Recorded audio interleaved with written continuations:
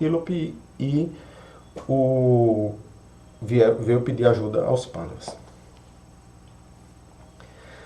Yudhishthira pensou numa tarefa que seria uma tarefa muito simples e enviou Nakula para caçar ou recuperar os gravetos. No lago, né, então havia um lago nas proximidades e Nakula se dirigiu procurando esse Antílope naquela região, achando que o Antílope tinha ido lá em busca de água ou passaria por lá de alguma forma para tomar água. E naquele lago ele viu o Antílope, mas antes de ir em direção ao Antílope, ele sentiu uma sede muito forte. Mas antes que ele se aproximasse do lago, quando ele se aproximou do lago, antes dele tomar água, ele ouviu uma voz dizendo que ele não deveria tomar água sem a permissão. Então essa voz dizia que era o dono do lago e não permitia que ninguém tomasse água. Né? Não permitia. E essa voz era de um yaksha.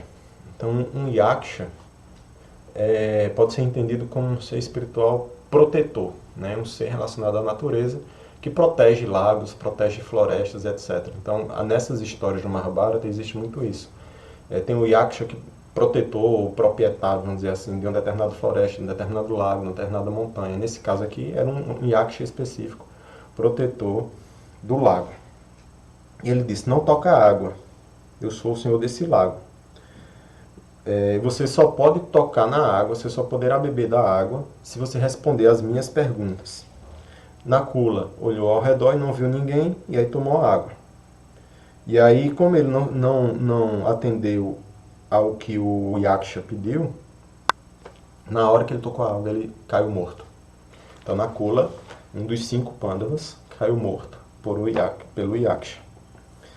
Então, como Nakula demorou muito a voltar, Yudhishthira mandou o outro irmão, Saradeva, que é gêmeo, né, que é um dos irmãos, é o irmão gêmeo de Nakula, que é filho de uma das outras mães, né, como eu falei no início, mandou o Saradeva ir buscar e procurar o Nakula.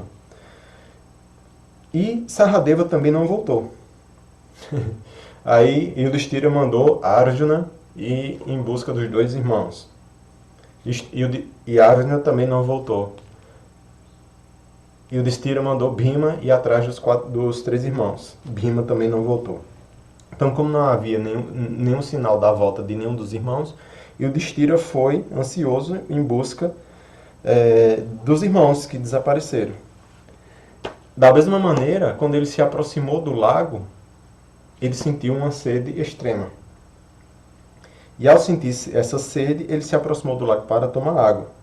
E da mesma maneira, ele ouviu a voz do Yaksha, não toque na água, eu sou o proprietário desse lago, eu sou o dono desse lago, e ninguém pode tocar nesse lago sem que responda as minhas perguntas. Agora, como Yudhishthira é a personificação do Dharma, né?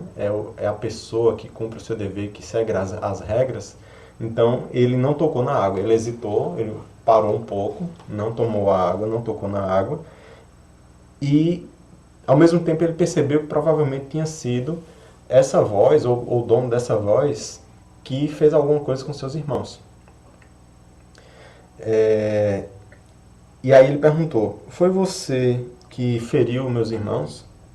A voz respondeu, sim, eu os avisei que não tocasse na água, porque esse lago é meu, e eu não permito que ninguém tome da água sem que responda as minhas perguntas. Como eles não me obedeceram, eu os matei.